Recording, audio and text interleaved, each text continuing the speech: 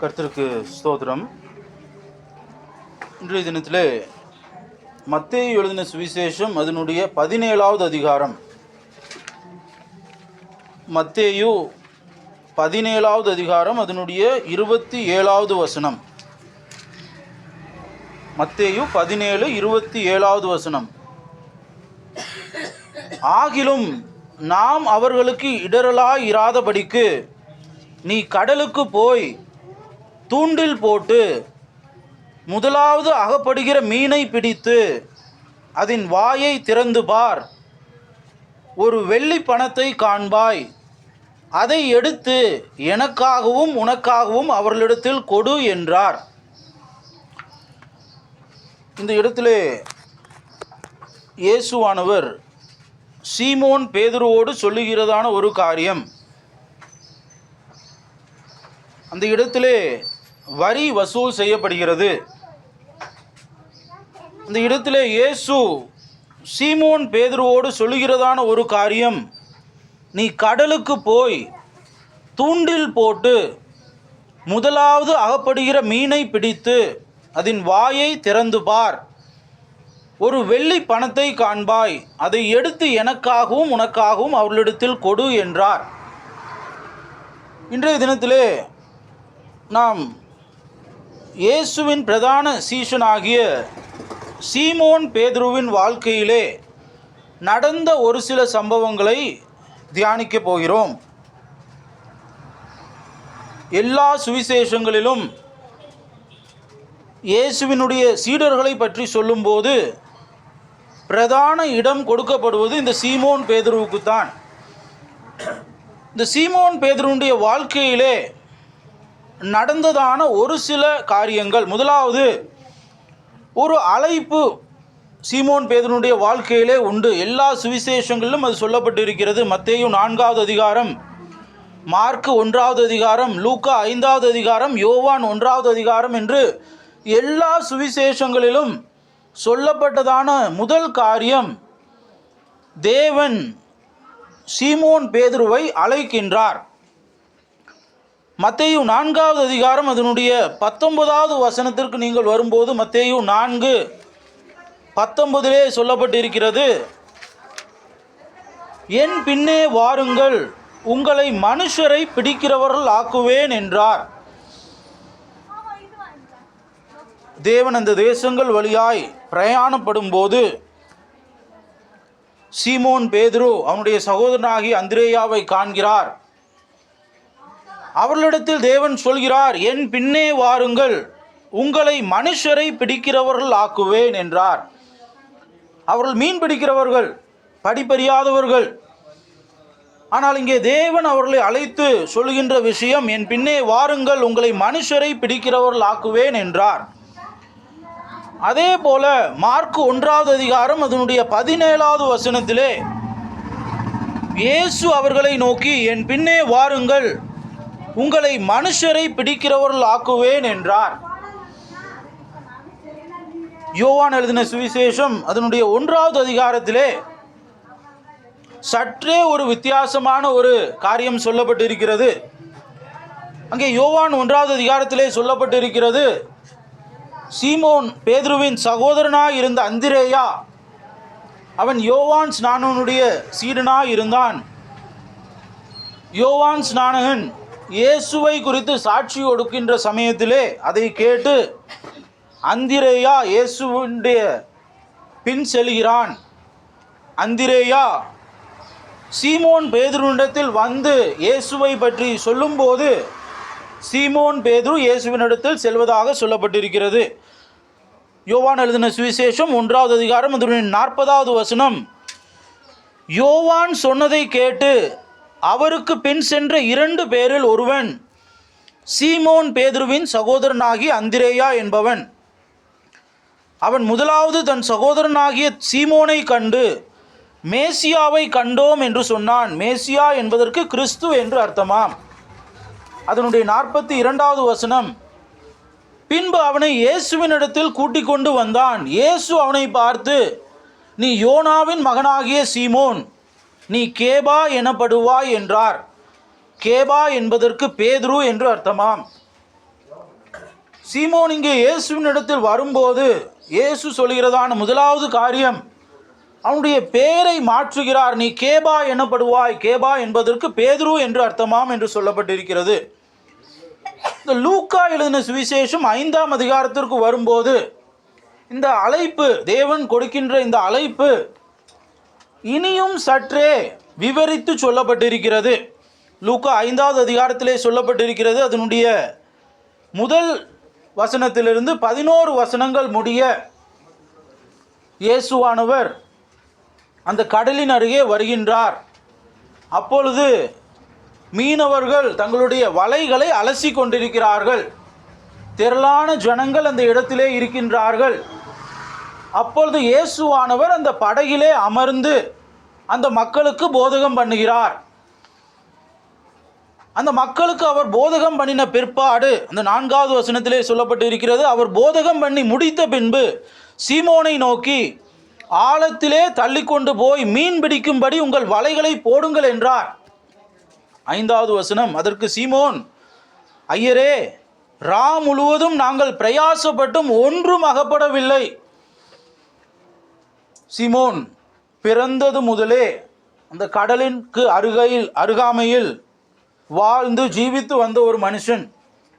இந்த மீன் பிடிக்கின்ற தொழில்தான் அவர்கள் செய்து கொண்டு வருகிறார்கள். கடலை பற்றின, மீன்களை பற்றின எல்லா விஷயங்களும் அவனுக்கு தெரியும்.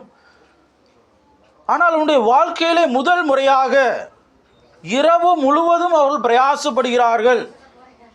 ஆனால் அவன் சொல்கின்ற காரியம், ஒன்றும் எனக்கு அகப்படவில்லை, ஒரு மீனாகிலும் எனக்கு கிடைக்கவில்லை. இந்த 5ஆம் வசனம் சொல்கிறது, ஐயரே, ரா முழுவதும் நாங்கள் பிரயாசப்பட்டும் ஒன்றும் அகப்படவில்லை, ஆகிலும் உம்முடைய வார்த்தையின்படியே வலையை போடுகிறேன் என்றான். இவ்வளவு நேரம் இயேசுவானவர் அந்த மக்களுக்கு போதகம் பண்ணி கொண்டிருந்தார். சீமோன் பேதுருவும் மற்ற மீனவர்களும் வலையை அலசி கொண்டிருந்தார்கள். நிச்சயமாக இயேசுவானவர் போதிக்கின்ற போது அவர்கள் கேட்டுக்கொண்டிருந்தார்கள். இந்த கடைசி போதகம் முடிந்த பிற்பாடு இயேசுவானவர் சீமோனிடத்தில் வந்து சொல்கின்றார், மீன் பிடிக்கும்படி உங்கள் வலைகளை போடுங்கள். அப்பொழுதுதான் சீமோன் சொல்கின்றார், இரவு முழுவதும், பொதுவாக மீனவர்கள் மாலை வேளையிலே சென்று இரவு முழுவதும் அந்த கடலிலே பல்வேறு இடங்களிலே வலையை போட்டு மீன்களை பிடித்து காலை சமயத்திலே திரும்ப கரைக்கு வருவார்கள். அப்படியாக இரவு முழுவதும் பிரயாசப்பட்டு இருக்கிறோம், ஒன்றும் கிடைக்கவில்லை, ஆகிலும் உம்முடைய வார்த்தையின்படியே வலையை போடுகிறேன் என்றான். இந்த வலையை போட்ட போது அந்த வலையால் தாங்கக்கூடாத அளவிற்கு மீன்கள் அவர்களுக்கு கிடைக்கின்றது. சீமோன் தன்னுடைய வாழ்க்கையில் இதுவரை பார்த்திராத ஒரு அதிசயம். நிச்சயமாக மீனவர்கள் என்று சொல்லும்போது கடலுக்கு போகிறார்கள், மீன் பிடிக்கிறார்கள், அது பொதுவாக அவருடைய வாழ்க்கையிலே நிகழ்ந்து வருகின்ற ஒரு காரியம். ஆனால் இத்தனை அதிகமான மீன்கள் அவனுடைய வலையிலே இதுதான் முதல் முறையிலே சிக்கி இருக்கிறது. அவனுடைய சொந்த அறிவினால், சொந்த முயற்சியினால் அல்ல, இயேசுவினுடைய சொல்லுக்கு அவன் கீழ்ப்படைந்து அந்த வலையை போட்டபோது அத்தனை அதிகமான மீன்கள் கிடைத்திருக்கின்றது. இந்த 8ஆம் வசனத்திலே சொல்லப்பட்டிருக்கிறது, சீமோன் பேதுரு அதை கண்டு இயேசுவின் பாதத்தில் விழுந்து, ஆண்டவரே, நான் பாவியான மனுஷன், நீர் என்னை விட்டு போக வேண்டும் என்றான். இத்தனை அதிகமான மீன்களை ஒரு வலையிலே அவன் பிடித்ததே இல்லை. அவன் இயேசுவானவரிடத்தில் வந்து தன்னை தாழ்த்தி சொல்கின்றான், ஆண்டவரே, நான் பாவியான மனுஷன், நீர் என்னை விட்டு போக வேண்டும். 10ஆம் வசனத்திலே சொல்லப்பட்டு இருக்கிறது, அப்பொழுது இயேசு சீமோனை நோக்கி, பயப்படாதே, நீ இது முதல் நீ மனுஷரை பிடிக்கிறவனாய் இருப்பாய் என்றார். இந்த அழைப்பு என்பது சீமோன் பேதுருவுடைய வாழ்க்கையிலே, நம்முடைய வாழ்க்கையிலே தெளிவாய் நாம் நம்முடைய மனதிலே வைத்து கொள்ள வேண்டிய ஒரு காரியம். நிச்சயம் தேவன் நம்மை அழைத்திருக்கிறார். நம்முடைய வாழ்க்கையிலே இந்த அழைப்பை குறித்ததான ஒரு தெளிவு நம்முடைய வாழ்க்கையிலே நிச்சயம் காணப்பட வேண்டும். இரண்டாவதாக சீமோன் பேதுருவுடைய வாழ்க்கையிலே இரண்டாவது காரியம், நாம் தியானிக்கின்ற காரியம், சீமோன் பேதுரு இயேசுவோடு சேர்ந்து இயேசுவினுடைய பிரதான சீடர் ஆகி இயேசுவானவர் எங்கெங்கே செல்கின்றாரோ எல்லா இடங்களுக்கும் சீமோன் பேதுருவும் கூட செல்கின்றான்.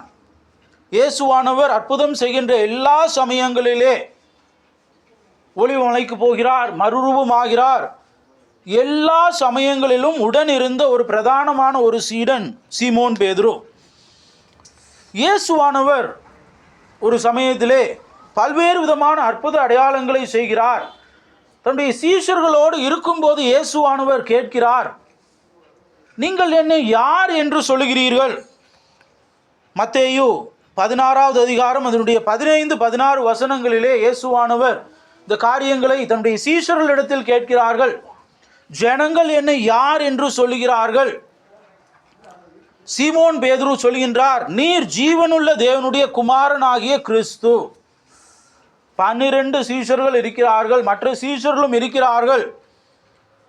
ஆனால் எல்லா சீஷனுக்கும் முன்பதாக சீமோன் பேதுரு, அந்த படிப்பறிவில்லாத சீமோன், மீன் பிடிக்கிறவனா இருந்த ஒரு மனிதன் சொல்கின்றதான ஒரு காரியம், நீ ஜீவனுள்ள தேவனுடைய குமாரனாகிய கிறிஸ்து. அதே காரியம் மார்க் 8வது அதிகாரம் 29வது வசனத்திலே சொல்லப்பட்டிருக்கிறது. அப்பொழுது அவர், நீங்கள் என்னை யார் என்று சொல்கிறீர்கள் என்று கேட்டார். பேதுரு பிரதியுத்தரமாக, நீர் கிறிஸ்து என்றான். லூக்கா 9ஆம் அதிகாரம் 20வது வசனத்திலே, அப்பொழுது அவர், நீங்கள் என்னை யார் என்று சொல்கிறீர்கள் என்று கேட்டார்.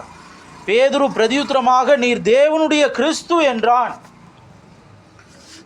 யோவான் 6வது அதிகாரம் அதனுடைய 69வது வசனத்திலே, நீர் ஜீவனுள்ள தேவனுடைய குமாரனாகிய கிறிஸ்து என்று நாங்கள் விசுவாசித்தும் அறிந்தும் இருக்கிறோம் என்றான்.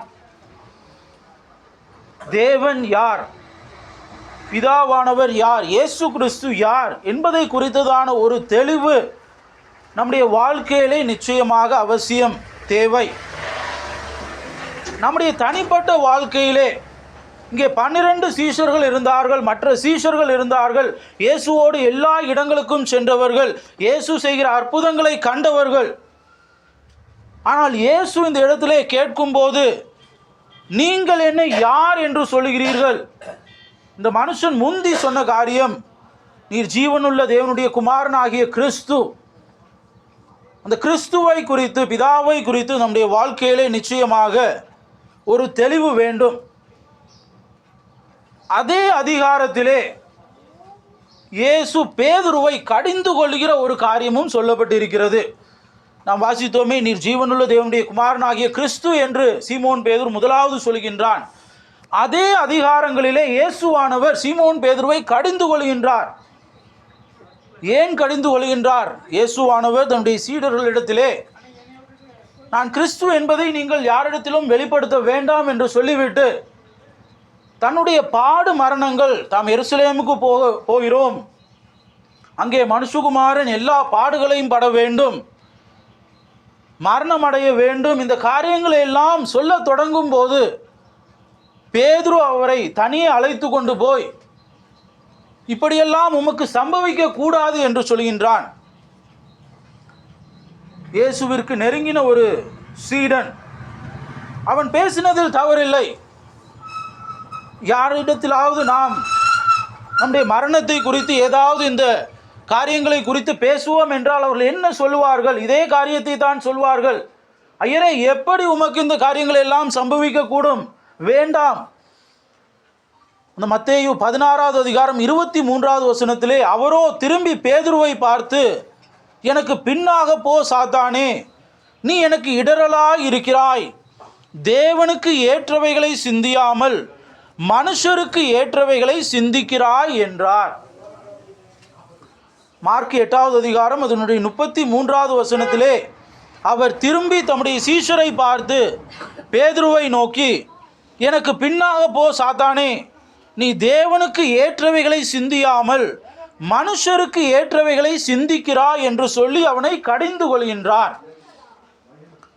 லூக்கா 9வது அதிகாரம் 33வது வசனத்திலே, அவ்விருவரும், அதாவது மோசே, எலியா, அவரை விட்டு பிரிந்து போகையில் பேதுரு இயேசுவை நோக்கி, ஐயரே, நாம் இங்கே இருக்கிறது நல்லது, உமக்கு ஒரு கூடாரமும் மோசேக்கு ஒரு கூடாரமும் எலியாவுக்கு ஒரு கூடாரமுமாக 3 கூடாரங்களை போடுவோம் என்று தான் சொல்கிறது இன்னதென்று அறியாமல் சொன்னான்.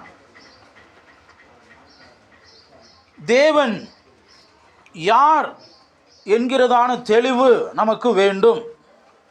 அதே போல இங்கே சொல்லப்பட்ட காரியம், மனுஷருக்கு ஏற்றவைகளை சிந்தியாமல் தேவனுக்கு ஏற்றவைகளை சிந்திக்க நாம் பழக வேண்டும். மனுஷருக்கு ஏற்ற விதமான காரியங்களை தான் நாம் நாள்தோறும் நம்முடைய வாழ்க்கையிலே சிந்தித்து கொண்டிருக்கிறோம். ஆனால் இங்கே தேவன் பேதுருவை, சீமோனை கடிந்து கொள்வதின் முகாந்திரம் என்னவென்றால், என்னோடு இருக்கின்றீர்கள், நிச்சயமாக நான் கிறிஸ்து என்பதை முதலாவது அறிக்கையிட்டவன் நீதான். ஆனால் நீயே என்ன செய்கின்றாய்? மனுஷனுக்கு ஏற்றவைகளை தான் சிந்திக்கின்றாய். இந்த தேவ திட்டங்களை குறித்ததான ஒரு தாகம், வாஞ்சை, இந்த காரியங்களை குறித்ததான சிந்தனை நம்முடைய வாழ்க்கையிலே காணப்பட வேண்டும். 3வது, சீமோன் பேதுருடைய வாழ்க்கையிலே நாம் தியானிக்கின்ற காரியம், அவன் தேவனை மறுதலிக்கின்ற காரியம்தான். இயேசுவானவர் சீமோன் பேதுருவோடு முன்னமே சொல்கின்றார், இன்றைக்கு இந்த ராத்திரியிலே சேவல் கோகிறதற்கு முன்னே நீ என்னை 3 தரம் மறுதலிப்பாய். பேதுரு என்ன சொல்கின்றார்? ஐயரே, உம்மோடு நான் மரிக்க வேண்டியதாயினும் உம்மை விட்டு பின்வாங்க மாட்டேன். இந்த காரியம் எல்லா சுவிசேஷங்களிலும் சொல்லப்பட்டு இருக்கிறது. அதே போல எல்லா சுவிசேஷங்களிலும் சீமோன் பேதுரு இயேசுவை மறுதலித்த காரியம் தெளிவாக திட்டமாக சொல்லப்பட்டிருக்கிறது. எல்லா நிலைமைகளிலும் நம்மை போன்ற ஒரு மனுஷன்தான் சீமோன் பேதுரு. மத்தேயு 26வது அதிகாரம் அதனுடைய 75வது வசனத்திலே, அப்பொழுது பேதுரு சேவல் கூவுகிறதற்கு முன்னே நீ என்னை 3 தரம் மறுதலிப்பாய் என்று இயேசு தன்னிடத்தில் சொன்ன வசனத்தை நினைத்து கொண்டு வெளியே போய் மனங்கசந்து அழுதான். இயேசுவானவர் முன்னமே சொல்லியிருந்தார். ஆனால் அந்த நிலைமையிலே சீமோன் பேதுரு சொன்னான், இல்லை ஆண்டவரே, நிச்சயமாக நான் உம்மை மறுதலிக்க மாட்டேன், சாக வேண்டியதாயினும் நான் உம்மை மறுதலிக்க மாட்டேன். ஆனால் இந்த மத்தேயு 26வது அதிகாரம், மார்க்கு 14, லூக்கு 22, யோவான் 13வது அதிகாரங்களிலே நீங்கள் வாசிக்கும் போது தெளிவாக எப்படி பேதுரு 3 முறை தேவனை மறுதலித்தான் என்பது திட்டமாக சொல்லப்பட்டிருக்கிறது. மார்க்கு 14வது அதிகாரம் அதனுடைய 72வது வசனத்திலே, உடனே சேவல் 2ஆம் தரம் கூவிற்று. சேவல் 2 தரம் கூவுகிறதற்கு முன்னே நீ என்னை 3 தரம் மறுதலிப்பாய் என்று இயேசு தனக்கு சொன்ன வார்த்தையை பேதுரு நினைவு கூர்ந்து மிகவும் அழுதான். லூக்கா 22வது அதிகாரம் அதனுடைய 61, 62வது வசனங்கள், அப்பொழுது கர்த்தர் திரும்பி பேதுருவை நோக்கி பார்த்தார். சேவல் கூவுகிறதற்கு முன்னே நீ என்னை 3 தரம் மறுதலிப்பாய் என்று கர்த்தர் தன்னிடத்தில் சொன்ன வசனத்தை உடனே பேதுரு நினைவு கூர்ந்து, 62வது வசனம், வெளியே போய் மனங்கசந்து அழுதான். யோவான் 18:27, அப்பொழுது பேதுரு மறுபடியும் மறுதலித்தான், உடனே சேவல் கூவிற்று. இயேசுவினுடைய பிரதானமான ஒரு சீஷன் எல்லா ஊழியங்களிலும், இந்த 3.5 வருடம் இயேசுவினுடைய ஊழியத்திலே எல்லா ஊழியங்களிலும் உடனிருந்த ஒரு சீஷன் இயேசுவை 3 முறை மறுதலித்தான். ஆனால் அதை நினைவு கூர்ந்து அவன் மிகவும் அழுகின்ற ஒரு காரியம் இங்கே சொல்லப்பட்டிருக்கிறது. மனங்கசந்து அழுதான், அவன் மிகவும் அழுதான் என்று. நிச்சயமாக நம்முடைய வாழ்க்கையிலே, நம்முடைய தனிப்பட்ட வாழ்க்கையிலே நாம் தேவனை மறுதலித்த எத்தனையோ சமயங்கள் உண்டு. தேவன் நம்மை வெளிச்சமாக, உப்பாக வைத்திருக்கிறார் என்று வேதம் சொல்கிறது. இந்த மற்ற மக்கள் முன்னிலையிலே நாம் செய்கின்ற காரியங்களை பார்த்து அவர்கள் தேவனை தூஷிக்க நேர்ந்தால் அது தேவனை மறுதலிக்கின்ற காரியம்தான். ஒருவன் நம்மை காணும்போது, தேவனுடைய சாயலிலே படைக்கப்பட்டிருக்கிற நம்மை காணும்போது அவர்கள் இயேசுவை நம் மூலமாக காண வேண்டும் என்று வேதம் சொல்கிறது. ஆனால் எத்தனை தரம் நம்மை கண்ட மனிதர்கள் மற்ற மனிதர்களைப் போலவே நாம் பேசுவதை, நாம் மற்ற காரியங்களை செய்வதை கண்டு தேவனை தூஷிக்கின்ற நிலைமைகள் ஏற்பட்டிருக்கிறது உண்டு. இங்கே பேதுரு மறுதளித்தான். ஆனால் அதை தேவனிடத்தில் ஒப்புவித்து அவன் மனங்கசந்து அழுகின்ற ஒரு நிலைமையை நாம் பார்க்கின்றோம். நான்காவதாக சீமோன் பேதுருனுடைய வாழ்க்கையிலே நாம் தியானிக்கின்ற ஒரு காரியம், இயேசுவானவர் மரித்து விட்டார், உயிர்த்தெழுந்தார் என்று ஒரு சிலர் சொன்னார்கள். ஆனால் பேதுரு அதை நம்பவில்லை. மரணத்தோடு எல்லாம் முடிந்து விட்டது என்று சொல்லி பேதுரு சொல்கின்றதான ஒரு காரியம், மீன் பிடிக்கப் போகிறேன் என்று சொல்கின்றார். இது இயேசுவானவரிடத்தில் சீஷனாக சேருவதற்கு முன்னே என்ன செய்து கொண்டிருந்தோம்? மீன் பிடித்து கொண்டிருந்தார் பேதுரு. சீமோன் அவருடைய சகோதரர் என்ன செய்து கொண்டிருந்தார்? மீன் பிடித்து கொண்டிருந்தார்.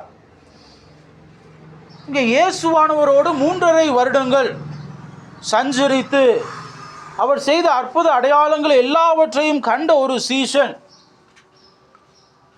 இங்கே இயேசுவானவரோடு அவர் காட்டி கொடுக்கப்பட்டு அந்த பாடுகளை எல்லாம் அனுபவிப்பதை கண்ணார கண்ட ஒரு சீஷன் அதை ஏற்றுக்கொள்ளவே தன்னால் ஏற்றுக்கொள்ள முடியாத ஒரு காரியமாக எண்ணுகிறார்.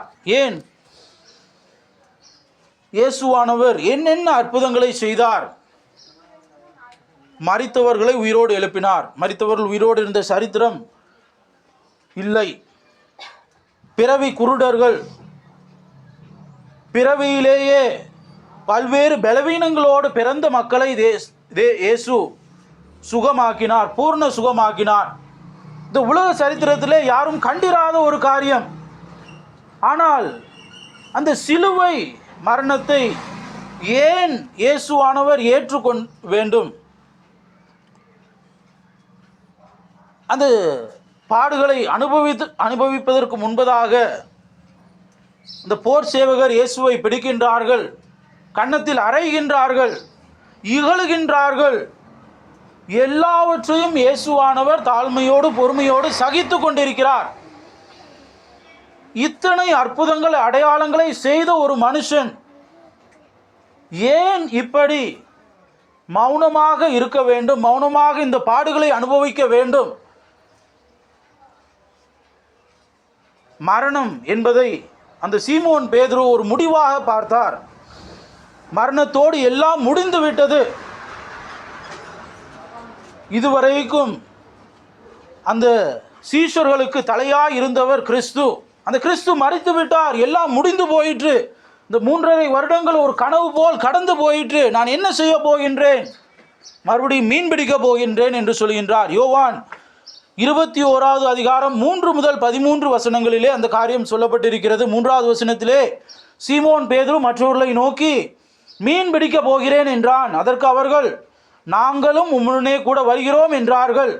அவர்கள் புறப்பட்டு போய் உடனே படவேறினார்கள். அந்த ராத்திரியிலே அவர்கள் ஒன்றும் பிடிக்கவில்லை. சீமோன் பேதுரு மீன் பிடிக்க போகிறேன் என்று சொல்கின்றார். மற்ற சீஷர்கள் எல்லோரும் என்ன சொல்கின்றார்கள்? இயேசுவானவரே இல்லை, நாங்கள் என்ன செய்ய முடியும்? ஒன்றும் செய்ய முடியாது, நாங்களும் வருகின்றோம், எல்லாரும் போகலாம். போகின்றார்கள், படவிலே போகின்றார்கள். இரவு முழுவதும் மறுபடியுமாய் ஒரு பிரயாசம், வீணான ஒரு பிரயாசம். அந்த ராத்திரியிலே அவர்கள் ஒன்றும் பிடிக்கவில்லை. அப்பொழுது இயேசுவானவர் அவர்களுக்கு தோன்றுகின்றார். இவர் இயேசு என்பதை அவர்கள் அறியவில்லை. 6வது வசனத்திலே சொல்லப்பட்டிருக்கிறது, அப்பொழுது அவர், நீங்கள் படவுக்கு வலதுபுறமாக வலையை போடுங்கள், அப்பொழுது உங்களுக்கு அகப்படும் என்றார். அப்படியே அவர்கள் போட்டு திரளான மீன்கள் அகப்பட்டதினால் அதை இழுக்க மாட்டாதிருந்தார்கள். அவரை இயேசு என்று அந்த சீஷர்கள் அறியாதிருந்தார்கள். இது இயேசு உயிர்த்தெழுந்த பிற்பாடு 3ஆம் தரிசனம் என்று அந்த அதிகாரங்களை நீங்கள் வாசிக்கும் போது சொல்லப்பட்டிருக்கிறது. இயேசுவானவர் தோன்றுகின்றார். இயேசு என்பதை அவர்கள் அறிந்து கொள்ளவில்லை. இரவு முழுவதும் அவர்கள் பிரயாசப்பட்டு விட்டார்கள், ஒன்றுமே அகப்படவே இல்லை. இயேசுவானவர் வந்து அவர்களிடத்தில் சொல்கிறதான காரியம், படகுக்கு வலதுபுறமாக வலையை போடுங்கள், ஆழத்திலே போங்கள், இங்கே போங்கள், அங்கே போங்கள் என்பதாய் அல்ல. படகு நின்று கொண்டிருக்கிறது, வலதுபுறமாக உங்கள் வலைகளை போடுங்கள், அப்பொழுது உங்களுக்கு அகப்படும் என்றார். அப்படியே அவர்கள் போட்டு திரளான மீன்கள் அகப்பட்டதினால் அதை இழுக்க மாட்டாதிருந்தார்கள். 11வது வசனத்திலே சொல்லப்பட்டிருக்கிறது, சீமோன் பேதுரு படவில் ஏறி 153 பெரிய மீன்களால் நிறைந்த வலையை கரையிலே இழுத்தான். இத்தனை மீன்கள் இருந்தும் வலை கிழியவில்லை. கடலிலே மிகவும் பெரிய பெரிய மீன்கள், அத்தனை அதிகமான மீன்கள் அந்த படவினுடைய வலதுபுறத்திலே அவர்கள் வலையை வீசின போது, அந்த சமயத்தில் நிச்சயமாக சீமோன் பேதுரு மற்ற சீஷர்கள் அறிந்து கொள்கின்றார்கள் இந்த மனுஷன் இயேசு கிறிஸ்து தான் என்று. அதற்கு பிற்பாடு அவர்கள் எந்த காரியங்களையும் இயேசுவானவரிடத்தில் கேட்கவில்லை. கரைக்கு வருகின்றார்கள். அங்கே அப்பமும் மீனும் ஆயத்தமாக்கப்பட்டிருக்கிறது. இங்கே மீன் பிடிக்க போகிறேன். இத்தனை நாட்கள் இயேசு எங்களுக்கு தலையாக இருந்து செயல்பட்டார். நாங்கள் இயேசுவானவரோடு சேர்ந்து இருந்தபோது பல்வேறு விதமான காரியங்களை நாங்கள் செய்ய முடிந்தது. ஆனால் இயேசு இல்லை என்று சொல்லும்போது எங்களால் என்ன செய்ய இயலும் என்று சொல்லி, என்னுடைய குலத்தொழில் இதுதான், நான் செய்து கொண்டிருந்த வேலை இதுதான் என்று சொல்லி மீன்பிடிக்க சென்றான். ஆனால் அந்த வேலையிலே அவனுக்கு எந்த ஒரு பலனும் கிடைக்கவில்லை. இயேசுவானவர் அவனிடத்தில் மறுபடியுமாய் கடந்து வருகின்றார். அவர்கள் அந்த இடத்திலே இயேசுவானவருக்கு கீழ்ப்படிந்து வலையை போடும்போது திரளான மீன்கள், அந்த வலை கிழிந்து போகத்தக்கதாய் திரளான மீன்களை மறுபடியுமாய் பிடிக்கின்றார்கள்.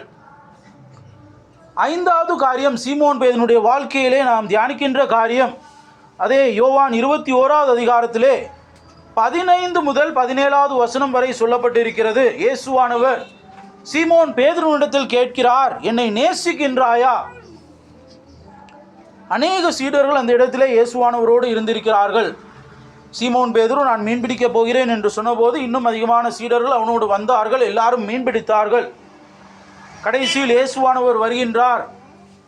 இயேசுவை அடையாளம் கண்டுகொள்கின்றார்கள். அதற்கு பிற்பாடு அவர்கள் அப்பத்தை புசித்து மீனை சாப்பிடுகிறார்கள். அந்த 15வது வசனத்திலே அவர்கள் போஜனம் பண்ணின பின்பு இயேசு சீமோன் பேதுருவை நோக்கி, யோனாவின் குமாரனாகிய சீமோனே, இவர்களிலும் அதிகமாய் நீ என்னிடத்தில் அன்பாய் இருக்கிறாயா என்றார். அதற்கு அவன், ஆம் ஆண்டவரே, உம்மை நேசிக்கிறேன் என்பதை நீர் அறிவீர் என்றான். அவர், என் ஆட்டுக்குட்டிகளை மேய்ப்பாயாக என்றார். இங்கே இயேசுவானவர் பொதுவாக எல்லா சீஷர்களிடத்திலும் கேட்ட ஒரு காரியம் அல்ல. சீமோன் பேதுருவை பார்த்து, யோனாவின் குமாரனாகிய சீமோனே, இவர்களிலும் அதிகமாய் நீ என்னிடத்தில் அன்பாய் இருக்கின்றாயா என்று முதலாவது முறை கேட்கின்றார். 16வது வசனம், இரண்டாம் தரம் அவர் அவனை நோக்கி, யோனாவின் குமாரனாகிய சீமோனே, நீ என்னிடத்தில் அன்பாய் இருக்கிறாயா என்றார். அதற்கு அவன், ஆம் ஆண்டவரே, உம்மை நேசிக்கிறேன் என்பதை நீர் அறிவீர் என்றான். அவர், என் ஆடுகளை மேய்ப்பாயாக என்றார். 17வது வசனம், மூன்றாம் தரம் அவர் அவனை நோக்கி, யோனாவின் குமாரனாகிய சீமோனே, நீ என்னை நேசிக்கிறாயா என்றார். 3 முறையும் தனிப்பட்ட முறையிலே இயேசு சீமோன் பேதுருவோடு மட்டும் கேட்கின்றதான ஒரு காரியம், நீ என்னை நேசிக்கின்றாயா? உன்னை அழைத்தவர் நான், உன்னை மனிதர்களை பிடிக்கிறவர்கள் ஆக்குவேன் என்று சொல்லி அழைத்தவர் நான். அதே போல நான் யார் என்பதை, நான் கிறிஸ்து தேவனுடைய மெய்யான குமாரன் என்பதை முதலாவது அறிந்து கொண்டவன் நீ. என்னை மறுதலித்தாய், ஆனால் என்னிடத்தில் திரும்பி மிகவும் அழுதான் என்று சொல்லப்பட்டிருக்கிறதே. தேவனிடத்தில் திரும்பின ஒரு மனிதன், தேவனோடு எல்லாவித அந்த தேவன் செய்த எல்லா அதிசயங்கள், அற்புதங்கள், தேவனோடு இந்த 3.5 வருடங்கள் தேவனோடு கூட இருந்த அந்த பிரதான ஒரு சீஷன், இங்கே 3 முறை இயேசு அவனோடு கேட்கின்ற ஒரு காரியம், என்னை நேசிக்கின்றாயா? 17வது வசனம், மூன்றாம் தரம் அவர் அவனை நோக்கி, யோனாவின் குமாரனாகிய சீமோனே, நீ என்னை நேசிக்கிறாயா என்றார். என்னை நேசிக்கிறாயா என்று அவர் 3ஆம் தரம் தன்னை கேட்டபடியினாலே பேதுரு துக்கப்பட்டு, ஆண்டவரே, நீர் எல்லாவற்றையும் அறிந்திருக்கிறீர், நான் உம்மை நேசிக்கிறேன் என்பதையும் நீர் அறிவீர் என்றான். இயேசு, என் ஆடுகளை மேய்ப்பாயாக என்றார். நம்முடைய தனிப்பட்ட வாழ்க்கையிலே இயேசு நம்மிடத்திலே கேட்கிறதான ஒரு காரியம், என்னை நேசிக்கின்றாயா என்று தேவன் கேட்க ஆவலுள்ளவராய் இருக்கிறார். ஒருவேளை நாம் கிறிஸ்துவ குடும்பத்தில் பிறந்திருக்கலாம், நம்முடைய பெற்றோர் சபைக்கு கடந்து வருகிறவர்களாக இருக்கலாம், ஒருவேளை நம்முடைய சகோதர சகோதரிகள் தேவனை அறிந்தவர்களாக இருக்கலாம். ஆனால் நம்முடைய தனிப்பட்ட வாழ்க்கையிலே நாம் தேவனை நேசிக்கின்றோமா என்ற காரியத்தை நாம் சிந்தித்து கொள்ள வேண்டும். ஒருவேளை நம்முடைய வீட்டிலே உணவு சமைத்து வைக்கப்பட்டிருக்கிறது என்பதை சிந்தித்து கொள்ளுங்கள். நாம் என்ன செய்ய வேண்டும்? ஒரு பாத்திரத்தை எடுத்து அந்த உணவை எடுத்து நாம் உட்கொண்டால்தான் நம்முடைய பசி மாறும். அதே போல நம்முடைய வாழ்க்கையிலே தனிப்பட்ட முறையிலே நாம் தேவனை நேசிக்கிறவர்களாய் காணப்படுவது மிக அவசியம். ஒருவேளை நம்முடைய பெற்றோரின் மூலமாக, சகோதர சகோதரிகள் மூலமாக, மற்றவர்களின் மூலமாக நாம் தேவனை அறிந்து கொள்ளலாம். ஆனால் தனிப்பட்ட முறையிலே அந்த அழைப்பு என்பது சீமோன் பேதுருடைய வாழ்க்கையிலே சிந்தித்ததான காரியங்கள் நம்முடைய வாழ்க்கையிலும் நாம் சிந்திக்கத்தக்கதான ஒரு காரியங்கள் தான். தனிப்பட்ட வாழ்க்கையிலே நாம் தேவனை நேசிக்கின்றோமா? 3 முறை சீமோன் பேதுருவோடு தேவன் கேட்கும்போது அவன் துக்கப்படுகின்றான். அவன் சொல்கிறதான காரியம், ஆண்டவரே, நீர் எல்லாவற்றையும் அறிந்திருக்கிறீர், நம்முடைய சிந்தனைகளை எல்லாம் அறிந்திருக்கிற தேவன், என்னுடைய உள்ளந்திரியங்களை ஆராய்ந்து அறிகிற தேவன் என்று வேதம் சொல்கிறது. என்னுடைய மனதின் யோசனைகள் எல்லாம் அவருக்கு தெரியும். நான் யாரிடத்திலும் சொல்லாத காரியங்கள் தேவனுக்கு தெரியும். என்னுடைய மனதிலே, என்னுடைய இருதயத்திலே தேவனை நேசிக்கின்றேனா? நான் உம்மை நேசிக்கிறேன் என்பதை நீர் அறிவீர் என்றான். இயேசு என் ஆடுகளை மேய்ப்பாயாக என்றார். 6வது காரியம், சீமோன் பேதுருடைய வாழ்க்கையிலே நாம் சிந்திக்கின்ற ஒரு காரியம், அவனுக்கு கொடுக்கப்பட்டதான ஒரு தரிசனம். 2 விதமான தரிசனங்கள் இந்த அப்போஸ்தலர் 10வது அதிகாரம் 11வது அதிகாரத்திலே சொல்லப்பட்டிருக்கிறது. முதலாவது கொர்நேலியு பற்றி சொல்லப்பட்டிருக்கிறது. அவன் ஒரு தரிசனத்தை காண்கின்றான். கொர்நேலியுக்கு இதுவரை சீமோன் பேதுரு யார் என்றே தெரியாது. சீமோன் பேதுரு வேறொரு தரிசனத்தை பார்க்கின்றார். அந்த தரிசனங்களிலே தேவன் சீமோன் பேதுருவுக்கு வெளிப்படுத்துகிற காரியம் அந்த அப்போஸ்தலர் 10வது அதிகாரம் 15வது வசனத்திலே சொல்லப்பட்டிருக்கிறது. அப்பொழுது தேவன் சுத்தமாக்கினவைகளை நீ தீட்டாக எண்ணாதே என்று 2ஆம் தரமும் சத்தம் அவனுக்கு உண்டாயிற்று. சீமோன் பேதுரு பசியாய் இருக்கிறார். வீட்டினுடைய மேல்தளத்திலே குடியிருக்கிறார். வீட்டினுடைய கீழ்த்தளத்திலே அவர்கள் சமையல் செய்து கொண்டிருக்கிறார்கள். ஏறக்குறைய சாப்பிடுகின்ற சமயம் பசியாக இருக்கிறார். அப்பொழுது ஒரு தரிசனத்தை காண்கின்றார். ஒரு கூண்டு வானத்திலிருந்து இறக்கப்படுகின்றது. எல்லா விதமான மிருகங்களும் அந்த கூண்டிலே இருக்கிறது. பேதுருவே, அடித்து புசி என்கிறதான சத்தத்தை கேட்கிறார். பழைய ஏற்பாட்டின் காலங்களிலே சுத்தமானவைகள், சுத்தம் அல்லாதவைகள் என்கிறதான பட்டியல் உண்டு. தீட்டானவைகள் என்கிறதான பட்டியல் உண்டு. இங்கே பேதுரு சொல்கின்றார், தேவனே, எப்படி நான் சுத்தம் உள்ளது சுத்தமில்லாத எல்லாவற்றையும் அடித்து புசிக்க முடியும்? அப்பொழுதுதான் அந்த 15வது வசனத்திலே இயேசு சொல்கின்றார், தேவன் சொல்கின்றார், அப்பொழுது தேவன் சுத்தமாக்கினவைகளை நீ தீட்டாக எண்ணாதே என்று 2ஆம் தரமும் சத்தம் அவனுக்கு உண்டாயிற்று. 16வது வசனம், 3ஆம் தரமும் அப்படியே உண்டாயிற்று. பின்பு அந்த கூடு திரும்ப வானத்துக்கு எடுத்துக்கொள்ளப்பட்டது. பேதுருடைய வாழ்க்கையிலே 3 முறை தேவனை மறுதலிக்கின்றான். 3 முறை இயேசுவானவர் தனிப்பட்ட நிலைமையிலே அவனோடு கேட்கின்றார், நீ என்னை நேசிக்கின்றாயா? இவர்களிலும் அதிகமாக என்னை நேசிக்கின்றாயா? என்னை நேசிக்கின்றாயா என்று கேட்கின்ற சீமோன் பேதுரு இங்கே 3 முறை ஒரு தரிசனம். அதற்கு பிற்பாடு சீமோன் பேதுரு தெளிவாக அந்த காரியங்களை புரிந்து கொள்கின்றார். அதே போல கொர்நேலியுக்கு ஒரு தரிசனம் கொடுக்கப்படுகின்றது.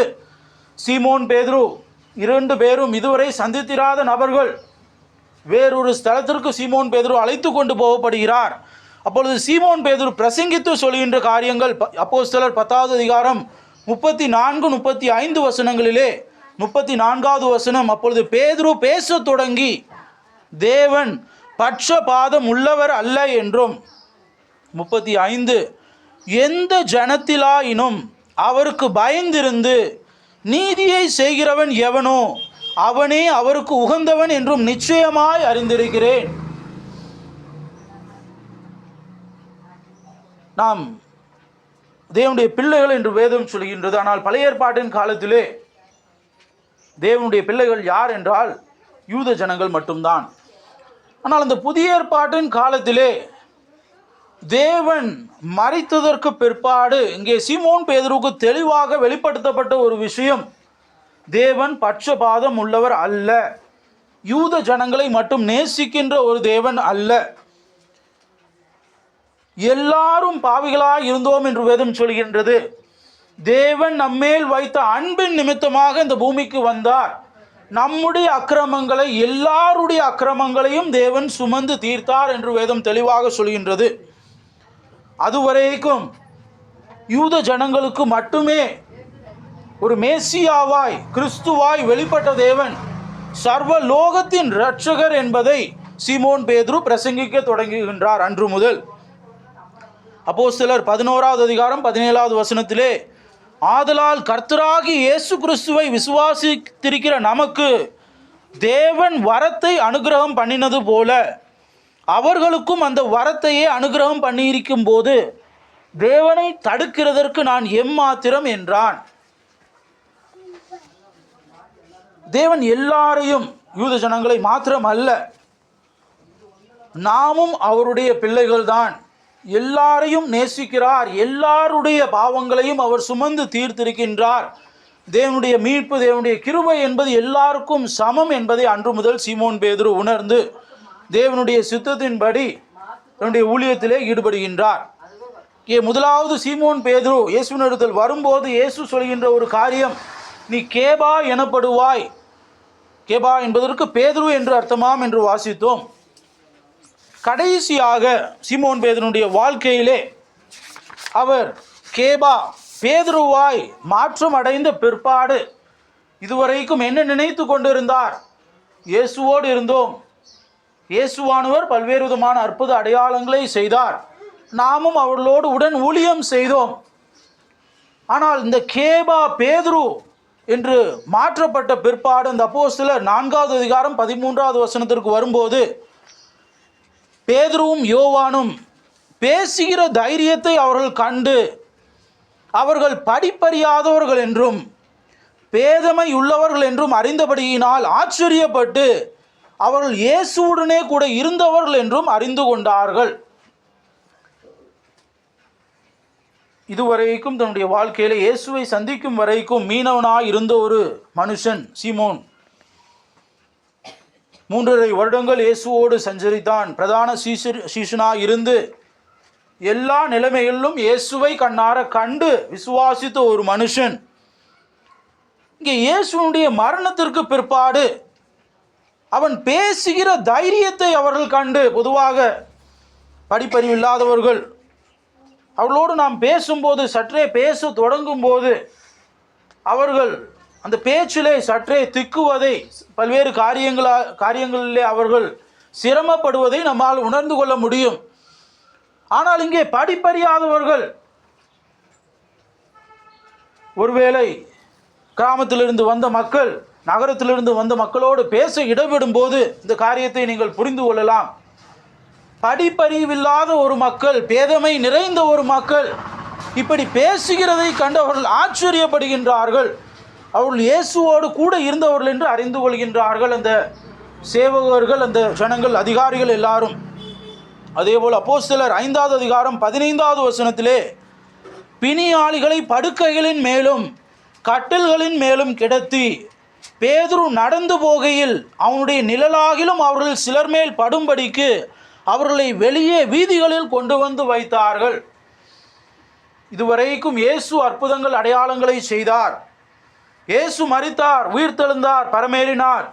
அதற்கு பிற்பாடு இங்கே சீமோன் பேதுரு இயேசுவினுடைய வல்லமையிலே எல்லா அற்புதங்களையும் செய்கின்ற காரியங்களையும் நீங்கள் அந்த அப்போஸ்தலர் நடவடிக்கைகளிலே வாசிக்கலாம். இங்கே நிழல், பேதுருனுடைய நிழல் பட்டபோது சுஸ்தமானார்கள் என்று சொல்லப்பட்டிருக்கிறது. அதே போல் அப்போஸ்தலர் 9வது அதிகாரம் 40வது வசனத்திலே, பேதுரு எல்லாரையும் வெளியே போகச் செய்து முழங்காற்படியிட்டு ஜெபம் பண்ணி பிரேதத்தின் புறமாய் திரும்பி, தபீத்தாளே எழுந்திரு என்றான். அப்பொழுது அவள் தன் கண்களை திறந்து பேதுருவை பார்த்து உட்கார்ந்தாள். மரித்த ஒரு மனுஷி. பேதுரு ஜெபித்து அவளை கூப்பிட்ட போது அவள் எழுந்திருந்தாள் என்று வரலாறு சொல்லுகிறது. தலை இல்லாமல் வாள் ஆடாது என்று சொல்வார்கள். இங்கே இயேசுவானவர் கூட இருந்த வரைக்கும் அவர்கள் இயேசுவினோடு கூட இருந்து பல்வேறு விதமான ஊழியங்களை செய்தார்கள். இயேசு மரித்தார், அடக்கம் பண்ணப்பட்டார், அதோடு எல்லாம் முடிந்து விட்டது என்று எண்ணினவர்கள். ஆனால் இங்கே சீமோனை அழைத்த தேவன், உன்னை மனிதர்களை பிடிக்கிறவர்கள் ஆக்குவேன் என்று வாக்குத்தத்தம் பண்ணின தேவன், இங்கே சீமோன் பேதுருவின் மூலமாக பல்வேறு விதமான அற்புத அடையாளங்களை செய்கின்றார். அதே போல புதிய ஏற்பாட்டிலே 1 பேதுரு 2 பேதுரு, அதனுடைய 1 பேதுருவிலே 5 அதிகாரங்கள், 2வது பேதுருவிலே 3 அதிகாரங்கள், பேதுருவினால் எழுதப்பட்ட அதிகாரங்கள் உண்டு. அந்த 1 பேதுரு 2 பேதுருவினுடைய அந்த புஸ்தகங்கள், நிருபங்களை நீங்கள் வாசிக்கும் போது படிப்பறிவில்லாத ஒரு மனுஷன், பேதமை உள்ள ஒரு மனுஷன் என்று சொல்லப்பட்ட ஒரு மனுஷன் எப்படி தெளிவாக அந்த காரியங்களை எடுத்துரைத்திருக்கிறார் என்பதை நீங்கள் விளங்கிக் கொள்ள முடியும். இந்த வாரத்திலே இந்த 1 பேதுரு, அதனுடைய 1 முதல் 5 அதிகாரங்கள், 2 பேதுருவிலே 1லிருந்து 3 அதிகாரங்கள், சுருக்கமான அதிகாரங்கள். அந்த அதிகாரங்களை நீங்கள் வாசிக்கும் போது எப்படி படிப்பறிவில்லாத ஒரு மனுஷன், பேதமை நிறைந்த ஒரு மனுஷன், தேவன் அவனை வல்லமையாக பயன்படுத்தி இருக்கிறார், எப்படி அவன் தேவனுக்கு சாட்சியாக வாழ்ந்தான் என்பது வேதத்திலே திட்டமாக சொல்லப்பட்டிருக்கிறது. அதற்கு பிற்பாடு அவனுடைய மரணம் என்பது உலக சரித்திரம். இயேசுவை போலவே சிலுவையில் அறையுண்டு தலைகீழாக சிலுவையில் அறையப்பட்டு சீமோன் பேதுரு மரித்தார். இங்கே 1 பேதுரு 1வது அதிகாரம் 7வது வசனத்திலே சொல்லப்பட்டிருக்கிறது. பேதுரு சொல்கின்றார், அழிந்து போகிற பொன் அக்கினியினாலே சோதிக்கப்படும், அதை பார்க்கிலும் அதிக விலையேற பெற்றதாக இருக்கிற உங்கள் விசுவாசம் சோதிக்கப்பட்டு இயேசு கிறிஸ்து வெளிப்படும் போது உங்களுக்கு புகழ்ச்சியும் கனமும் மகிமையும் உண்டாக காணப்படும். இதனுடைய வாழ்க்கையிலே முதலாவது நாம் பார்த்தோம் ஒரு அழைப்பு. அந்த அழைப்பை குறித்து எல்லா சுவிசேஷங்களிலும் சொல்லப்பட்டிருக்கிறது. நம்முடைய வாழ்க்கையிலும் தேவன் நம்மை அழைத்தார், தனிப்பட்ட நிலைமையிலே தேவன் நம்மை தெரிந்தெடுத்தார், நம்மை அழைத்தார் என்கிறதான விசுவாசம் நமக்கு வேண்டும், அந்த நிச்சயம் நமக்கு வேண்டும்.